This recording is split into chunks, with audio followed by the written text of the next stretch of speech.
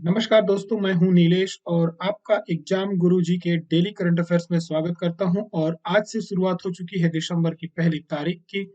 और यहां से हमारे दिसंबर का करंट अफेयर शुरू होता है, जो कि वर्ष का आखिरी महीना है। आप सभी के जो ईयरली करंट अफेयर्स होंगे, जनवरी से लेकर के दिसंबर तक के ये सारे करंट अफेयर्स आपके जनवरी 2023 में 5 जनवरी से स्टार्ट हो जाएंगे। आप इसको लेकर के बिल्कुल निश्चिंत रहें, आपका पूरे एक वर्ष का करंट अफेयर्स हम कराएंगे।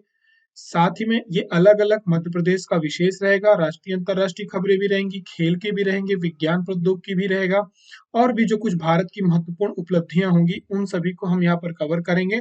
और 5 तारीख से लेकर के 5 जनवरी के बाद से लेकर के आपके 1 वीक में लगभग हम ये मान के चलते हैं 15 जनवरी के बीच में आपका पूरा 1 वर्ष 2022 का करंट अफेयर्स आप सभी को करा दिया जाएगा। तो इसको लेकर के कोई भी संशय नहीं रखना है। आप सभी को यदि करंट अफेयर्स पसंद आ रहा है तो इसको शेयर करना बिल्कुल नहीं भूलें, और पसंद आता है तो इसको लाइक जरूर करें। और आप सभी को यदि नोटिफिकेशन नहीं मिल रहे हैं तो बेल आइकॉन जरूर दबा दें चैनल को सब्सक्राइब करके। और इसकी जो पीडीएफ होती है आपके इस करंट अफेयर्स की, ये हम एग्जाम गुरुजी का जो टेलीग्राम चैनल है यहाँ पर सुबह के आपको अपडेट मिल जाती हैं। साथ ही में आप चाहे तो इससे जुड़ी हुई संबंधित बाकी के जो वीडियोस होते हैं वो भी यहाँ पर उपलब्ध रहते हैं।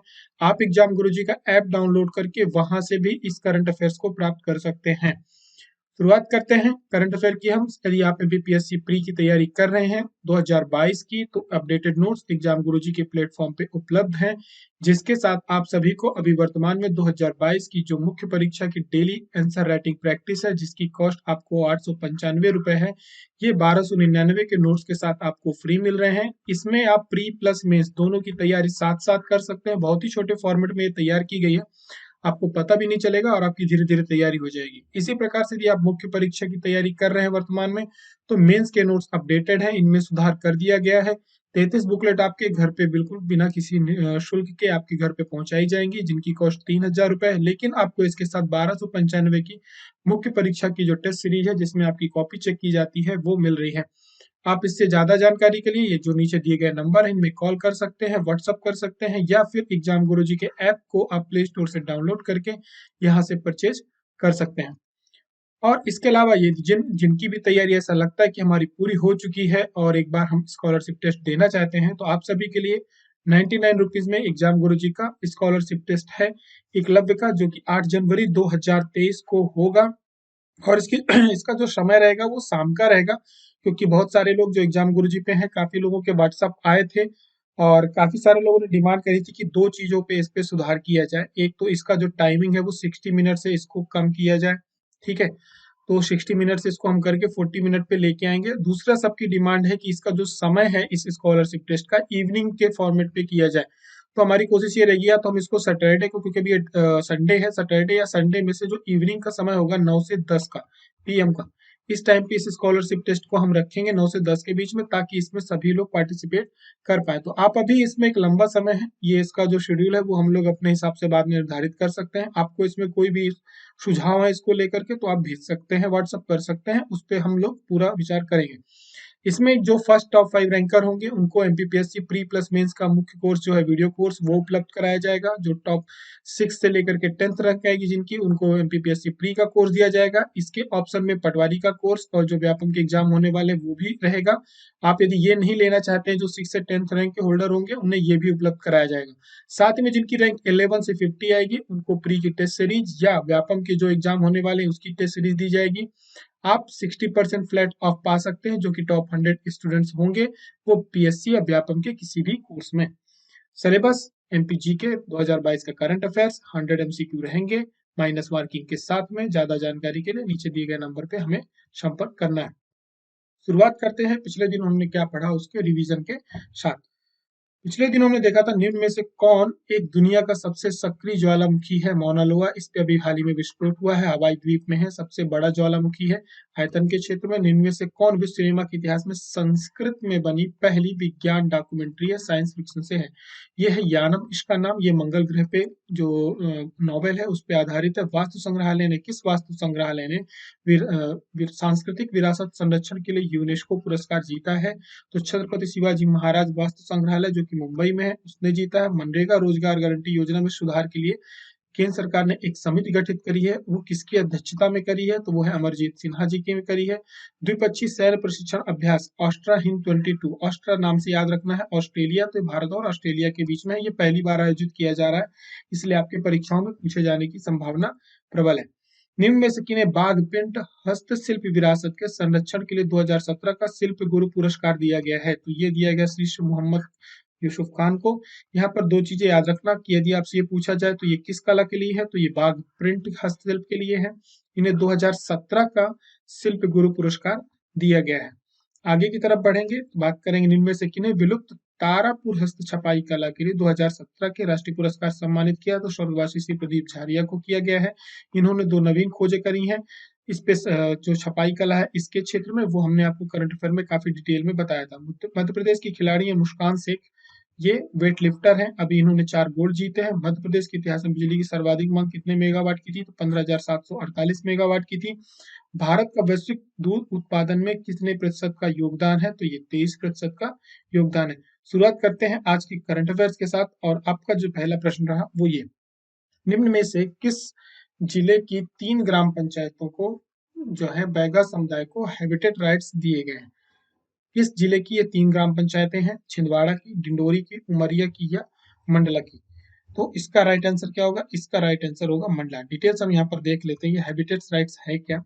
देखिए इसके बाद क्या हो जाता है कि जब उनको किसी भी समुदाय की, यदि उनको हैबिटेट, अभी क्या हुआ है अपने यहाँ, पेसा एक्ट लागू हुआ है, ठीक है, पेसा एक्ट लागू हुआ है। तो अब क्या है कि आदिवासियों को धीरे धीरे आप देखेंगे कि जो हमारे यहाँ के आदिवासी समुदाय हैं इनको बहुत सारे अधिकार मिलेंगे, और ये जो अपनी संस्कृति है इसको भी बढ़ा पाएंगे। कुछ इनके जो पुराने कल्चर हैं उनको भी ये लोग सुरक्षित कर पाएंगे। तो अब जो भी अधिकार होंगे इन्हें ग्राम पंचायतों के माध्यम से मिलेंगे, यानी ग्राम पंचायत जो होगी इनकी डिमांड करेगी, अनुशंसा करेगी, उसके बाद ये गवर्नमेंट के पास विभाग पे जाएंगे, उस विभाग के पास, और वहां से इनको क्या होगा, परमिशन दे दी जाएगी। तो यानी दोनों लोगों के बीच एक सामंजस्य होगा, ग्राम सभा के बीच और सरकार के बीच एक सामंजस्य बैठेगा, और बहुत सारे अभी नवाचार यहाँ पे आपको देखने को मिलेंगे। तो क्या हुआ है कि पेशा एक्ट के तहत जो मंडला जनपद पंचायत की एक बिछिया है, वहां की जो 3 ग्राम पंचायतें हैं, उनको वहां की जो बैगा समुदाय है, उनको जिला स्तर पे जो वन अधिकार समिति है उसकी अनुशंसा के बाद उनको यहाँ पर हैबिटेट राइट्स प्रदान किए गए हैं। अब इसका क्या होगा, इसका फायदा ये होगा कि वहां पे जो जल है, जंगल है, जमीन है, इसका अधिकार मिलेगा। तो अब ये क्या है, अपनी धीरे धीरे जो वहाँ की सांस्कृतिक उनकी विरासत है, ये सारी चीजें हैं वो उस पर कर पाएंगे, ठीक है। आगे की तरफ बढ़ेंगे, बात करेंगे प्रश्न क्रमांक 2 की, और आज यहाँ से 3 प्रश्न आपको बनने वाले हैं। मध्य प्रदेश का आयुष्मान कार्ड बनाने में देश में कौन सा स्थान है? चौथा, पहला, दूसरा या तीसरा? तो इसका राइट आंसर होगा मध्य प्रदेश आयुष्मान कार्ड जो बनाने वाला है, इस पे पहले नंबर पे लगभग 3.5 करोड़ के आसपास आयुष्मान कार्ड बनाए गए हैं। आयुष्मान कार्ड आयुष्मान योजना के अंतर्गत आता है। इसमें 5 लाख रुपए तक का उपचार दिया जाता है, और वो प्राइवेट हॉस्पिटल पे भी उपलब्ध रहता है। शासकीय अस्पताल में तो है ही, निःशुल्क रहते हैं ज्यादातर, लेकिन अब इसका फायदा ये कि लोग जाकर के प्राइवेट हॉस्पिटल में भी अपना इलाज करा सकते हैं, यदि उनके पास उस समय पे तात्कालिक रूप से धन नहीं है तो। अब सरकार इसके लिए अलग अलग कर रही है। अभी क्या है कि जो हमारे के लोक स्वास्थ्य परिवार कल्याण मंत्री डॉक्टर प्रभुराम चौधरी, आपने देखा होगा कि अब कई हेल्थ एंड वेलनेस सेंटर्स बनाए जा रहे हैं, ठीक है, उसके लिए भी सरकार कर रही है। साथ ही में क्या, नए आयुष केंद्र बनाए जा रहे हैं, तो वहां पर सरकार ने बताया है कि अपनी उपलब्धियां बताते जा रही है। तो उन्होंने ये बताया कि सबसे ज्यादा आयुष्मान कार्ड बनाने के कार्य में यदि बात करी जाए तो हम लोग मध्य प्रदेश जो है हमारा राज्य सबसे पहले नंबर 1 पर है। आज का तीसरा प्रश्न ये रहा, सीहोर का गौरव दिवस कब मनाया जाएगा? 1 नवंबर को, 29 नवंबर को, 2 दिसंबर को या 26 नवंबर को? तो इसका राइट आंसर होगा 29 नवंबर को। अभी क्या है, मध्य प्रदेश के जो मुख्यमंत्री हैं वो सीहोर की बुधनी जो वहां की विधानसभा है वहां से निर्वाचित होकर के आते हैं। तो अब यहाँ पर क्या हुआ है कि वहां के लोगों ने, श्योर के लोगों ने, क्योंकि जो डेट डिसाइड करी है वो 29 नवंबर 2005 करी है। क्यों करी है? क्योंकि जो मुख्यमंत्री है वर्तमान में मध्य प्रदेश के, इन्होंने जो पहली बार शपथ ली थी वो 29 नवंबर 2005 को ली थी। तो अब इसी दिन क्या है, सीहोर को एक गौरव दिवस के रूप में मनाया जाएगा। और सबसे लंबा कार्यकाल भी इन्हीं का है वर्तमान में यदि बात करी जाए, एक मुख्यमंत्री के रूप में मध्य प्रदेश में। तो वहां पर कई घोषणाएं हुई हैं। एक तो पहली कई घोषणाएं जब हुई हैं तो कुछ फैक्ट्स हमारे यहाँ पे मजबूत होने चाहिए। पहली बात तो ये कि जो चिंतामन गणेश मंदिर है ये मध्य प्रदेश में 2 हैं, एक आपका उज्जैन में है, दूसरा आपका सीहोर में है।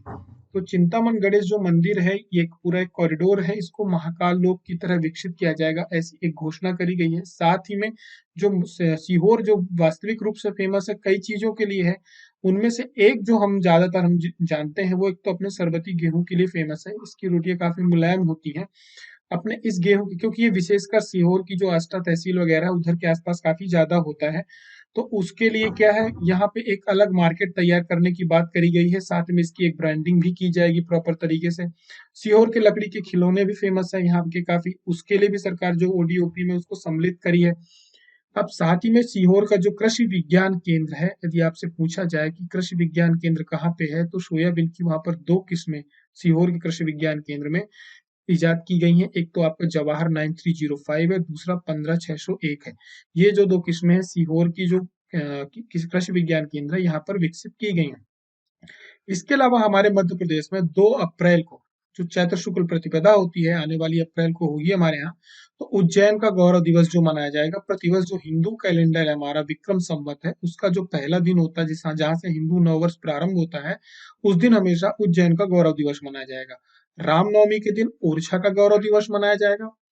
4 अप्रैल को माखन नगर का गौरव दिवस मनाया जाएगा बबई का।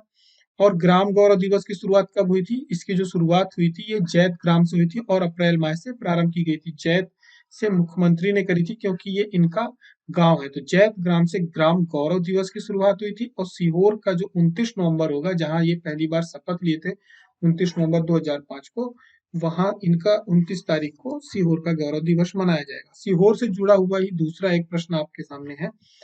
शहीद कुंवर सिंह चैन सिंह की समाधि किस जिले में है? सागर में है, सिवनी में है, जबलपुर में है या सीहोर में है? तो इसका जो राइट आंसर होगा वो होगा सीहोर में। डिटेल्स यहाँ पर देख लेते हैं। ये जो है शहीद जो कुंवर चैन सिंह है, इनकी ये समाधि है। उसके नीचे ये एक जो पत्थर का लेख है वो लगा हुआ है। देखिए, इनकी जो वो मनाई जाती है, पुण्यतिथि मनाई जाती है, वो 24 जुलाई को मनाई जाती है। इस दिन ये शहीद हुए थे। ये जो रहने वाले थे, ये नरसिंहगढ़ की रियासत के राजकुमार थे। ठीक है, कुंवर चैन सिंह। और इनका मध्य प्रदेश ये जो रियासत है, ये आपको भोपाल के निकट पे है, पास में ही। 24 जुलाई 1824 को इनके जो साथी थे, इनके जो सुरक्षा सैनिक थे, एक तरह से कहा जाए तो बहादुर खां और हिम्मत खां के साथ कुल मिलाकर के 41 लोग यहाँ पर वीर गति को प्राप्त हुए थे, शहीद हुए थे। तो उसी के यहाँ इसी स्थान पर जहां पर इनकी शहादत हुई थी, यहाँ पर इनकी एक समाधि बनाई गई है। इसे दशहरा मैदान कहा जाता है। सीहोर का एक क्षेत्र है वो दशहरा मैदान, वहां पर ये समाधि बनाई गई उनकी। और प्रतिवर्ष इसकी जो यहाँ पर क्या होता है कि जो जुलाई होती 24 जुलाई होती है, यहाँ पर गार्ड ऑफ ऑनर दिया जाता है। और इसकी जो शुरुआत हुई थी गार्ड ऑफ ऑनर की, ये 2015 को हुई थी। अपने यहाँ दो जगह है जहाँ पे गार्ड ऑफ ऑनर दिया जाता है। एक तो यहाँ पर जो होता है 24 जुलाई को गार्ड ऑफ ऑनर दिया जाता है, इनकी शहादत के दिन दिया जाता है। ठीक उसी प्रकार से जो हमारे यहाँ का राजा राम ओरछा का मंदिर है ओरछा पे, वहां पे डेली वहां पे शाम को गार्ड ऑफ ऑनर दिया जाता है। तो उसी प्रकार से यहाँ पे भी क्या है, जो 1857 का जब हमारा स्वतंत्रता संग्राम चल रहा था, तो उसके काफी पहले ही यहाँ पर एक तरह से आप ये कहें कि 1857 की जो क्रांति हुई थी उसकी नींव रख दी गई थी। आपने जब इतिहास पढ़ा होगा तो कई बार पढ़ा होगा कि जो बुंदेला विद्रोह हुआ था वो इस क्रांति के पहले हुआ था। और जो बुढ़वा मंगल, आपने यदि इतिहास को ठीक से पढ़ा होगा तो बुढ़वा मंगल की जो बैठक हुई थी, उसमें ही हम एक तरह से ये कह सकते हैं कि हमें इतिहास में उतना बारीकी से नहीं पढ़ाया गया। लेकिन जब हम इतिहास पढ़ते हैं तो ऐसा हमें महसूस होता है, या हम ऐसा कह सकते हैं कि जो 1857 की क्रांति है, उसकी शुरुआत हमारे यहाँ पहले ही बुढ़वा मंगल से हो गई थी। और जो बुंदेला विद्रोह हुआ था वो एक तरह से ये कह सकते हैं उसकी नींव वहीं पर रखी गई थी। तो उसके पहले ही बुंदेला विद्रोह के पहले ही एक तरह से चिंगारी जो एक शुरुआत होती है जिसको बोलते हैं चिंगारी भड़की थी, वो 1824 में ही हो चुकी थी, वो ही सीहोर से। और ये क्रम धीरे धीरे क्या हुआ कि एक व्यक्ति जब आवाज उठाया तो वो आवाज दबाने का प्रयास किया गया, तो फिर बाकी लोगों ने उस पे क्या हुआ कि उनके उनको भी लगा कि हाँ गलत हुआ है, तो बाकी लोगों ने भी धीरे धीरे आवाज उठाते गए।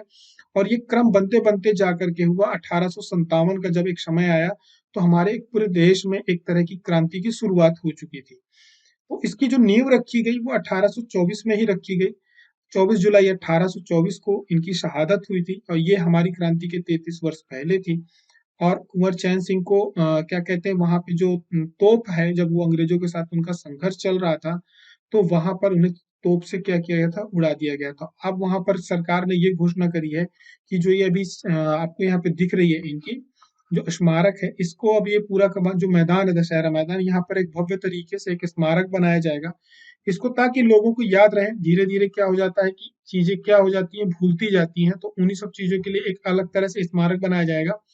और यहाँ पर अन्य भी जो गतिविधियां होंगी वो सरकार के द्वारा की जाएंगी।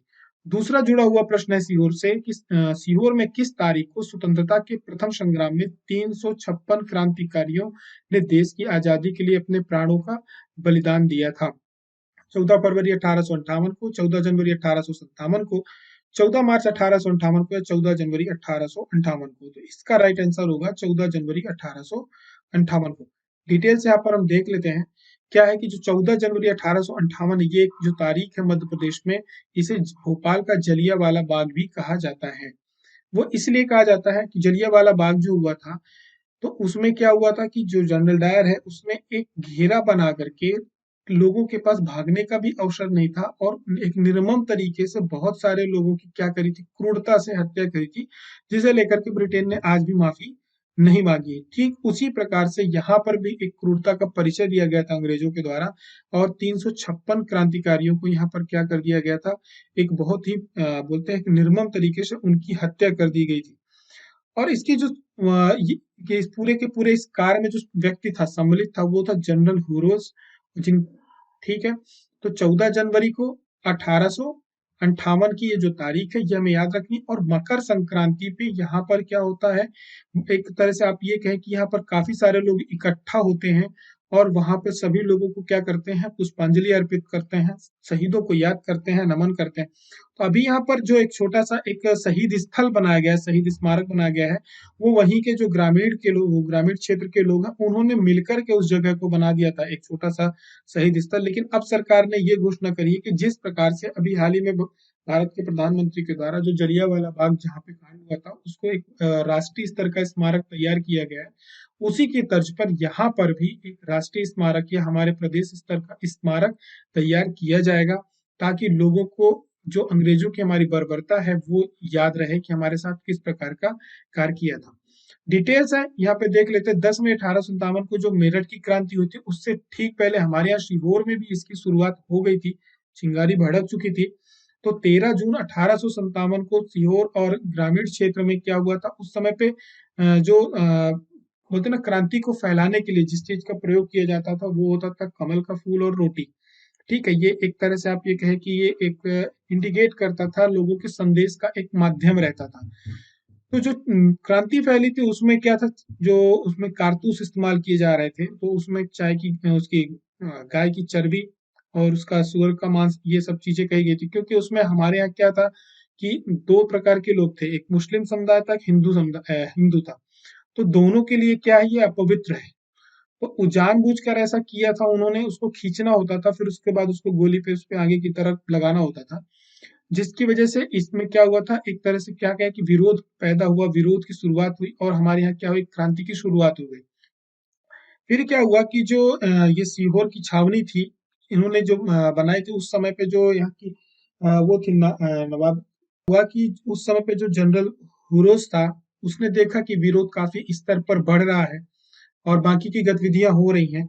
तो उन्होंने क्या किया कि हमारे यहाँ के जो सैनिक थे, इन्होंने जो वहाँ की सैन्य छावनी थी, वहां पर इनका जनरल जैक लगा हुआ था, ब्रिटिश का जो झंडा है वो लगा हुआ था ब्रिटिश का।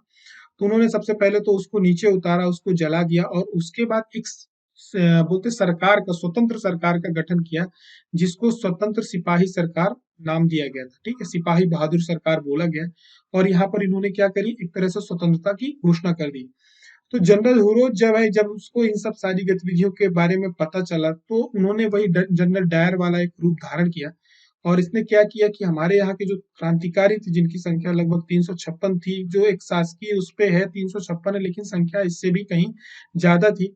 और जो सीहोर है, वो सीवन नदी के, ये पूरी की पूरी जो घटना, एक सीवन नदी है, इस आपको याद रखना है नाम, सीवन नदी सीहोर में ही है।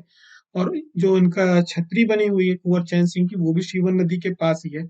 तो उस नदी के किनारे क्या किया, वहां पे जो मैदान है, वहां पे चंदा मारी मैदान, जिसे सैकड़ा खिड़ी चांद मारी मैदान बोलते हैं, वहां पर इसने एकत्रित लोगों को, जो हमारे क्रांतिकारी थे, इनको सभी को वहां पर गोली से एक तरह पूरा हत्या कर दी, निर्मम तरीके से हत्या करी, और साथ ही में उनके जो शव थे उनके, उनको पेड़ों पर लटका करके छोड़ दिया था। और इसे एक तरह से आप ये कहिए कि पूरी की पूरी एक जो हमारे यहाँ का जलियांवाला बाग हत्याकांड है, उसी तरीके की पूरी प्रक्रिया यहाँ पे अपनाई थी, क्रिया करी थी उसने। अब इसीलिए इसे भोपाल का जलियांवाला बाग हत्याकांड कहा जाता है। और आज भी हमारे यहाँ जो मकर संक्रांति होती है, तो पूरे गांव-गांव के जो आसपास के लोग होते हैं वहां पर इकट्ठा होते हैं, और उन्होंने अपने स्तर पर एक बना रखी है, स्मारक बना रखा है। काफी आपको लगेगा नहीं कि वो एक स्मारक है पत्थरों का, वो अपने से अपने स्तर पे बनाया है, तो समझ में नहीं आता है, देखा हुआ है। लेकिन अब सरकार ने बोला है कि क्योंकि ये हमारे इतिहास में अब क्या होगा, वो धीरे धीरे मिटती जा रही है, तो उसे याद रखने के लिए इतिहास हमें याद दिलाता है, हम ताकि आने वाली जो हमारी पीढ़ियां हैं, हमारे जो पूर्वज रहे हैं, उनकी कितनी शहादतों के बाद हमें ये जो स्वतंत्रता मिली है, इसका हम याद रख सकें। उसके लिए वहां पर एक अलग से पूरा एक स्मारक डेवलप किया जाएगा, जिस प्रकार से जलियांवाला बाग का किया गया। तो ये जो घोषणा करी है अभी मुख्यमंत्री ने करी है 29 तारीख को, जिस दिन सीहोर का गौरव दिवस मनाया गया है। बाकी का ये इतिहास आपने पढ़ा है, थोड़ी बहुत जानकारी हमारा उद्देश्य था यहाँ पे हमने दे दी आपको। और शुरुआत करते हैं हम आज के नेशनल करंट अफेयर्स की। निम्न में से कौन सा राज्य अंतरराष्ट्रीय लूसोफोन महोत्सव का आयोजन करेगा? मणिपुर, गोवा, सिक्किम या असम? इसका राइट आंसर होगा गोवा। ठीक है, इसके लिए हमें जानना होगा पहले कि लूसोफोन महोत्सव क्या होता है और ये अंतरराष्ट्रीय स्तर का गोवा में क्यों होने वाला है। इसको पहली बात तो, जब ये अंतरराष्ट्रीय स्तर की बात हो गई, तो इसका जो आयोजन करेगा वो कौन सा भी मंत्रालय करेगा? विदेश मंत्रालय करेगा भारत का। ठीक है, और साथ में इसमें गोवा सरकार भी सम्मिलित रहेगी। तो भारतीय संस्कृति संबद्ध परिषद, विदेश मंत्रालय, गोवा सरकार की साझेदारी में 3 से 6 दिसंबर तक गोवा में अंतरराष्ट्रीय लूसोफोन महोत्सव मनाया जाएगा। ये एक तरह से आप ये कहें कि पुर्तगालियों के महोत्सव होता है। पुर्तगालियों का संबंध गोवा से तो रहा ही है। ठीक है, तो लूसोफोन जो होता है वो दुनिया के वे देश हैं जो पुर्तगाली को अपनी आधिकारिक भाषा के रूप में मानते हैं। वहां पे जो उनकी भाषा है वो पुर्तगाली होती है, और पुर्तगालियों के उपनिवेश में रहे हैं। वहां पे जो सरकार रही है, शासन रहा है, एक तरह से वो पुर्तगालियों का रहा है। और जो पुर्तगाली भाषा यदि आप बात करेंगे तो विश्व में छठी सबसे ज्यादा बोले जाने वाली भाषा है। तो जो भी पुर्तगाली वाले देश थे, जहाँ पे पुर्तगाली बोलने वाले लोग होते हैं, उन्होंने अपनी एक कम्युनिटी बनाई जिसका उन्होंने नाम रखा CPLP। और इसका फुल फॉर्म होता है कम्युनिटी फॉर पुर्तगालीज लैंग्वेज कंट्रीज, यानी पुर्तगाली भाषा देशों का समुदाय। ठीक है, जहाँ पे पुर्तगाली बोली जाती, तो ये CPLP इन्होंने बनाई थी 1996 में। अब इसमें सभी देश जो जहाँ पे पुर्तगाली भाषा बोली जाती है वो इसके सदस्य हैं। तो इनका अपना एक फेस्टिवल होता है। जब ये जो पूरी की पूरी कंट्रीज कहलाती है जहाँ पे पुर्तगाली भाषा बोली जाती है, उन्हें लूसोफोन दुनिया कहते हैं। ठीक है, लूसोफोन कंट्रीज कहते हैं। तो गोवा में भी बोली जाती है पुर्तगाली। वहां पे जो आपको, आप जाएंगे तो वहाँ के पूरे जो मकान भी दिखेंगे पुर्तगालियों के, जो वहाँ का दिखेगा आपको। बहुत कुछ प्रभाव वहाँ के खान पान रहन सहन में भी पुर्तगालियों का प्रभाव आपको वहाँ पे दिखेगा। तो अब क्या हुआ कि भारत ने जुलाई 2021 में एक सहयोगी पर्यवेक्षक के रूप में CPLP में क्या हुआ था, शामिल हुआ था, यानी पुर्तगाली भाषा देशों के समूह में शामिल हुआ था। उसके बाद विदेश विदेश मंत्रालय ने अब क्या है कि 5 मई 2022 से दिल्ली में विश्व पुर्तगाली भाषा दिवस हमारे यहाँ मनाया जाना प्रारंभ किया। और गोवा जो था 1961 में एक सशस्त्र बल जो हमारे यहाँ ऑपरेशन चल रहा था विजय। ठीक है, इसमें मध्य प्रदेश के हमारे यहाँ के भी जो स्वतंत्रता सेनानी थे उन्होंने भी भाग लिया था। तो उसको आजाद कराया था। उसके बाद हमारा जो गोवा है एक तरह से स्वतंत्र हुआ था, पुर्तगालियों से मुक्त कराया था। ठीक है, तो अब यहाँ पे क्या मनाया जाने वाला है? ये फेस्टिवल मनाया जाने वाला है जिसको हम लोग क्या बोलेंगे, लूसोफोन महोत्सव। लूसोफोन का मतलब यहाँ पुर्तगाली बोलने वाले लोग, भाषा। फुल फॉर्म क्या होता है? CPLP का जो ये कम्युनिटी है इसका फुल फॉर्म होता है community for Portuguese language countries. ठीक है, आगे बढ़ते हैं, बात करेंगे प्रश्न क्रमांक 7 की। WHO ने किस बीमारी का नाम बदलकर एम पॉक्स कर दिया है? कोरोना वायरस का, मंकी पॉक्स का, मोटर न्यूरॉन का, एक्सरोडर्मा पिगमेटस का? इसका राइट आंसर होगा मंकी पॉक्स का। वैसे समझ में आ जाएगा, एम पॉक्स मतलब मंकी पॉक्स। WHO ने क्या कहा है कि ये जो मंकी पॉक्स है, इसका नाम कई जगह इसकी वजह से कुछ लोगों की क्या है, कुछ लोग हर्ट भी हो रहे हैं। तो अब इसका जो नाम रखेंगे वो हम रखेंगे एम पॉक्स। इसका नाम उन्होंने बदल दिया है। लेकिन इसको एकदम से नहीं समाप्त करेंगे, इसको चरणबद्ध तरीके से धीरे धीरे किया जाए, क्योंकि कुछ देशों में क्या है कि जो इसका मूल नाम है मंकी पॉक्स, ये नस्लवादी और कलंकित करने वाला माना जाता है वहां पे। तो उनको किसी प्रकार से वो हर्ट ना हो, इसलिए इसका नाम एम पॉक्स कर दिया जाएगा, जैसे कोरोना का कोविड कर दिया गया है। ठीक है। तो अब ये क्या है कि इनका जो वर्गीकरण होता है, जो भी ऐसी बीमारियां होती है वो डब्ल्यूएचओ के उसमें आती हैं।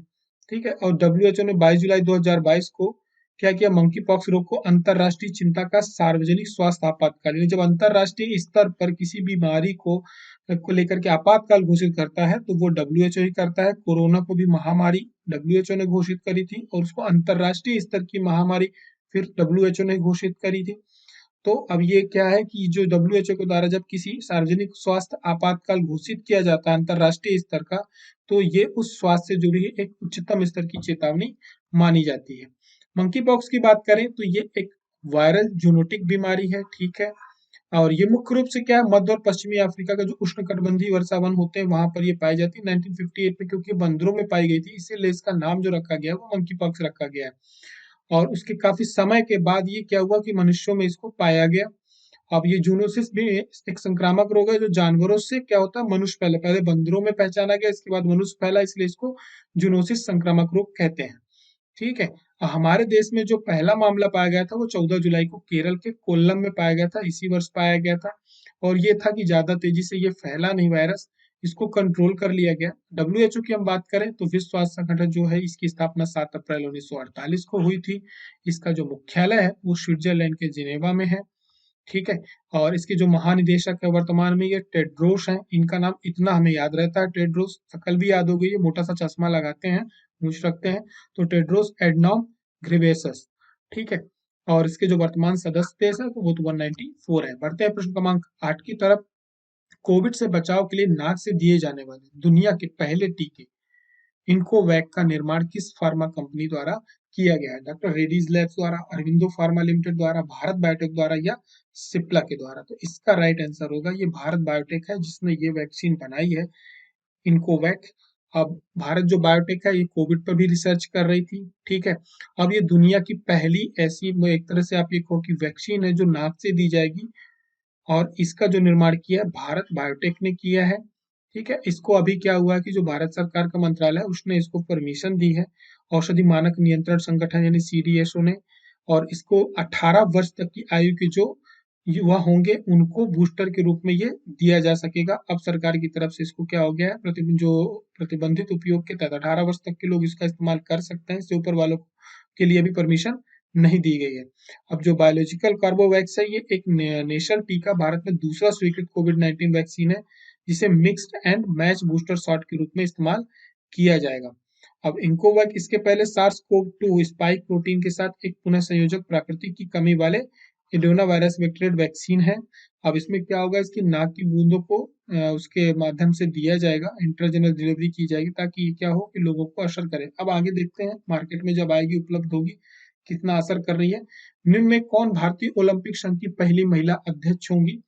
और ऐसा लग रहा है कि ये इस बार परीक्षाओं में आपसे पूछा जा सकता है। तो करुणा मल्लेश्वरी है, अंजू बॉबी जॉर्ज है, पीटी उषा है या मैरी कॉम है? तो इसका राइट आंसर होगा कि पीटी उषा है। डिटेल देख लेते हैं।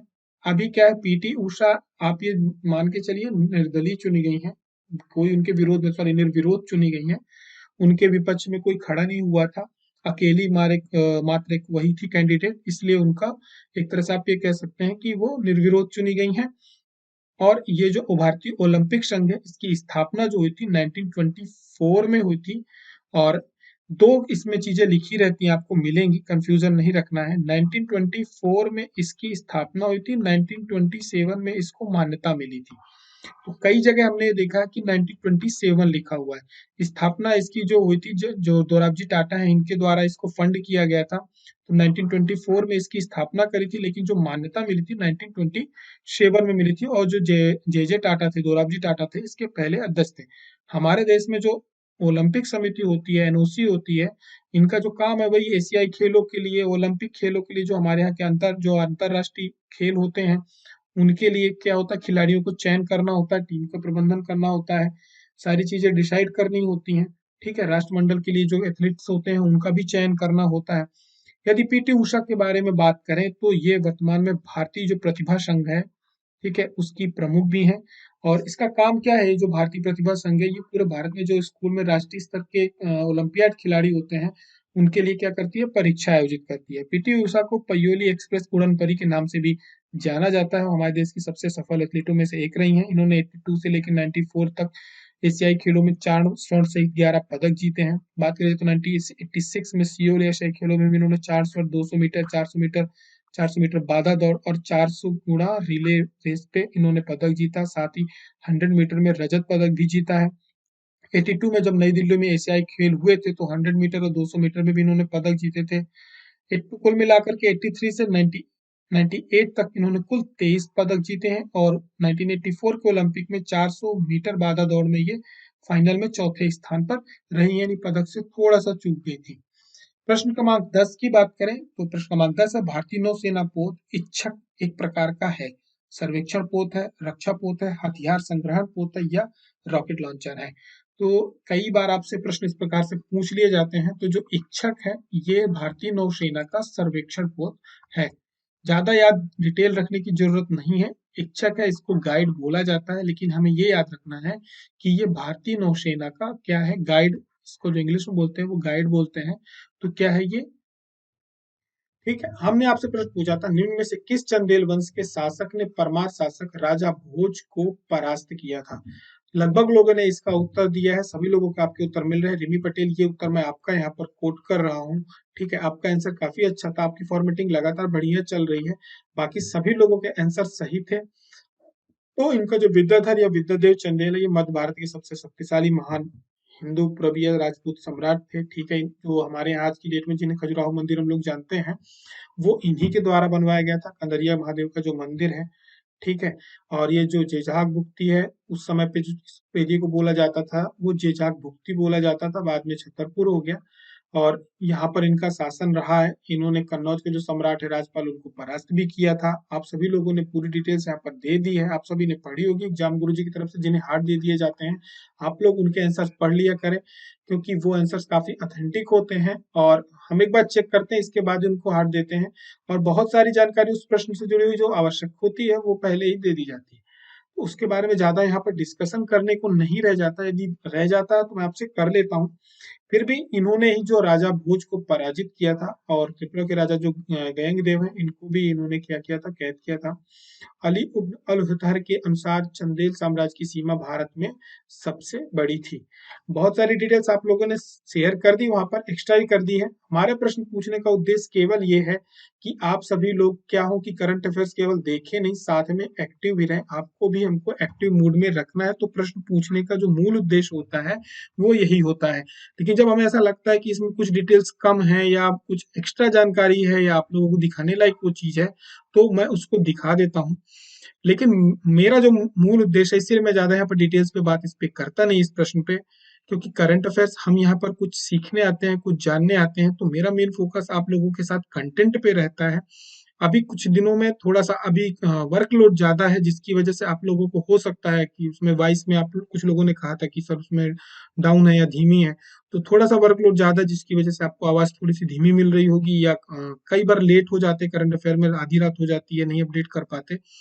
लेकिन ये 4 से 5 दिनों में आप सभी को ये करंट अफेयर्स प्रॉपर उसी तरीके से एनर्जी के साथ मिलेगा। उसको लेकर के आपको परेशान नहीं होना है।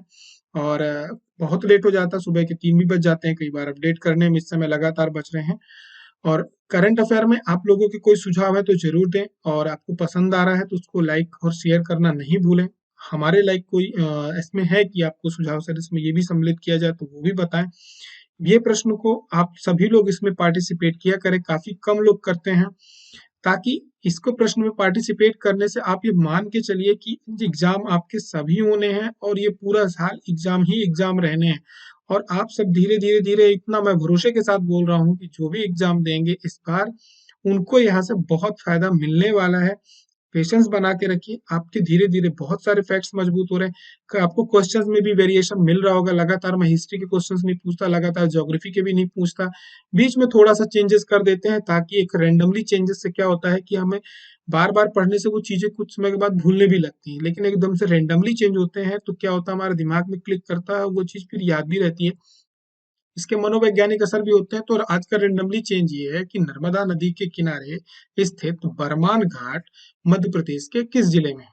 आप सभी को इसका आंसर देना है कि ये बरमान घाट का इतिहास के साथ क्या संबंध है, सांस्कृतिक रूप से कुछ इसका महत्व है, ठीक है। पहले तो ये किस जिले में है, उस जिले की अपनी एक विशेषता होगी, और बरमान घाट का भी अपना एक सांस्कृतिक या धार्मिक कह सकते हैं इतिहास भी होगा। तो ये जो 4 से 5 बातें हैं इसके बारे में लिखेंगे, और एक घाट आपके कम से कम नहीं तो 7 से 8 फैक्ट मजबूत करने वाला है। तो आप सभी कमेंट करके इसका आंसर जरूर दें और बढ़ चढ़ करके हिस्सा लें। और यदि आपको करंट अफेयर पसंद आ रहा है तो शेयर जरूर करें, आपका शेयर हम लोगों को मोटिवेट करके रखता है। और इसकी जो पीडीएफ है करंट अफेयर्स की, आपको टेलीग्राम चैनल जो है एग्जाम गुरु जी का, वहां पर उपलब्ध रहती है, वहां से डाउनलोड कर लें। और हमारी और आपकी जो मुलाकात होगी वो अगले दिन के करंट अफेयर्स में होगी। तब तक के लिए अपना ध्यान रखें, ठंडियां हैं, पढ़ाई चालू करके रखें, उसमें कोई समझौता नहीं करें। फिर हमारी आपकी मुलाकात होती है, तब तक अपना ध्यान